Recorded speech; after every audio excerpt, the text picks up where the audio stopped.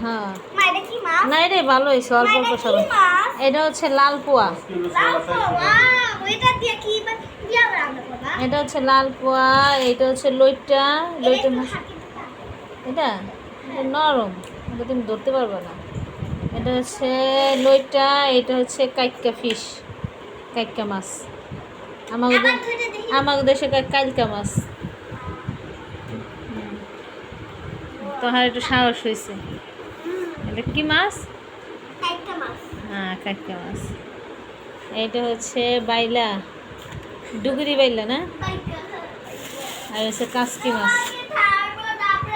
Passport আনছো না? Passport আনছো না?